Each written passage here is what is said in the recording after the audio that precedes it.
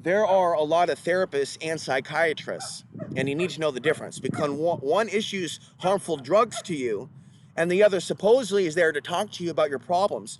But a lot of them don't have the life experience to cope with or to deal with people that have certain levels of trauma. A lot of these drugs that they issue, antidepressants, antipsychotics, on, SSRIs, you have to be tapered off of those drugs. You don't quit those drugs cold turkey.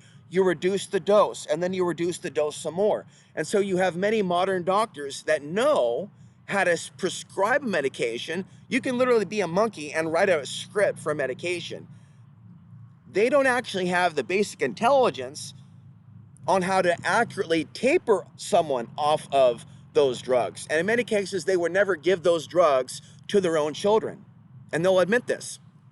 And so, as far as I'm concerned, it is a sin in many religions, if you're honest with yourself, to prescribe damaging drugs to people. And a lot of them are under a psychosis that CBD and THC is bad for you.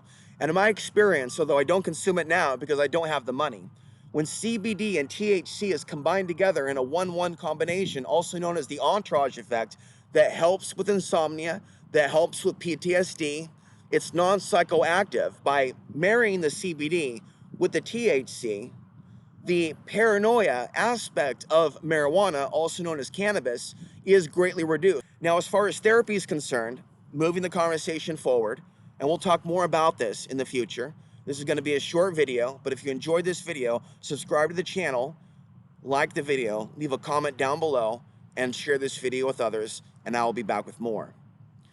Talk therapy is important. So in some cases, like in my example, the most valuable thing you can do is talk about your issues and try to help others. For example, when I got off heroin in 1999, or rather 2003, 2004, my salvation came from starting a TV show in the city in which I was born and talking to my own local community about corruption taking place during the George W. Bush years. And the rest is history. Things got worse, of course, during Obama and during Trump for not getting on board either train and bandwagon. And so I faced a lot of hardship afterwards. But in the initial years, there was a massive leap forward and recovery by being able to speak my truth to my community, where previous to the launching of that platform, I felt like a nobody and dealt with a lot of child abuse issues that were not resolved, right? So talk therapy is very, very important. There's a lot of therapists out there that don't have a certain level of empathy. And I don't think that somebody has to go to school to get a degree to be a therapist. I think that they basically need to have a soul, right? Because in many cases, you can sit down with somebody that's homeless and buy them a cup of coffee or give them $5 and maybe have a conversation with them.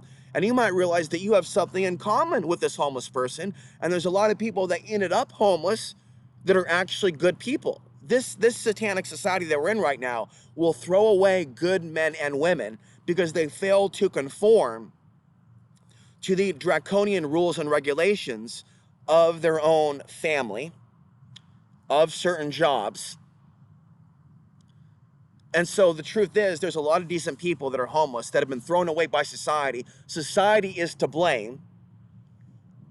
Okay, it's a stigma to assume that everybody homeless is a drug addict. What happens though, unfortunately, is some of them turn to drugs to numb from the pain. And again, if affordable marijuana was available, or MDMA, for example, in a therapeutic form, many of them would not have to turn to those things. So what we really need in our lives, if we are to talk to a therapist, is somebody that hears out what we have to say without judging us. I remember reading one article that a black woman who was patting her weave in a therapy session was deemed mentally ill because she was patting her weave. And so what we have here is we have an abundance of therapists that think that they have the qualifications to help someone overcome certain conditions. And of course, these conditions are labels, folks. They're not real conditions. Certain anxiety conditions, generalized anxiety disorder, paranoia anxiety disorder, schizophrenia, which is really demonic attack, the voices in the head.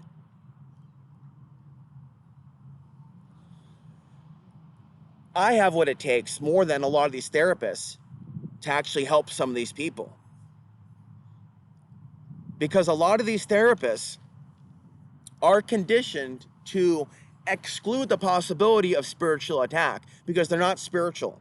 And the more spiritual you are, the less you're going to want to be involved in those fields. Back to psychiatrists. You might have a psychiatrist who says that he's Muslim, who says that he's Christian, and even though in their religions there is the existence of demons in their own religion, they will still look down upon someone and overdrug someone who has had legitimate paranormal / supernatural experiences in their life. So someone says, I perceive that I'm being attacked and chased and stalked by certain forces. Instead of that person be a true good Muslim or Christian, there's a lot of bad Muslims and Christians in our society. It's no joke.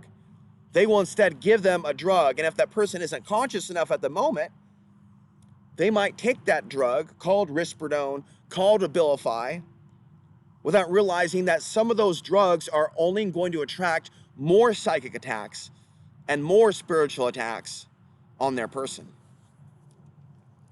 So what's needed from today's psychiatrists and therapists are people with a deeper level of empathy for other people, people that are aware of current events. A lot of these modern day psychiatrists and therapists don't read the news and don't make the connection between world events and people suffering. If you accurately predict world events or say that certain things are coming, they will think that you're crazy and think that they need to double your dose. And when the events do come to pass, as there is a rise in anti-Semitism, as there is a rise in racism, as there is a rise in white supremacy, with Elon Musk's help at Twitter, with Mark Zuckerberg's help at Facebook, right? They won't take accountability for judging that patient. They'll attempt to crank up the dose even more. So it could be argued that many of the modern day psychiatrists and many of the modern day therapists are mentally ill themselves and might even be controlled by demons. Having said that, I have a lot more I can say. I can go on for hours. But until people start showing up to this channel and leaving likes and leaving comments and sharing the videos and subscribing to this channel, these videos are going to be short and straight to the point. One last thing. I recommend one person over everybody else, over getting a therapist, over taking medication, right? Before you do that, let me just give you some advice before we close. Google Daniel Mackler on YouTube. He is a therapist who has experienced trauma, he has experienced child abuse, and he has even experienced the demons, if you will, of his own patients attacking him, which is why he quit his practice. So he no longer is an official therapist, but he shares what he knows with people on the internet. Before you go to a therapist and you just dump out your life story, attempt to write out your life story. Get a journal. Change your diet. Okay, if you're eating fast food, you need to stop eating fast food. You need to take supplements, vitamins, right? You need to eat grains. You need to eat grass-fed beef. You need to know what is healthy. There's a book that I just checked out from the library called Eat Right for Your Type. If you find out what blood type you are, i.e. O positive, O negative, other blood types, I believe there's 4 main blood types, positive and negative. You might need to custom tailor your diet to your blood type. You need to lift weights. If you're afraid, you need to practice martial arts. You need a spiritual practice.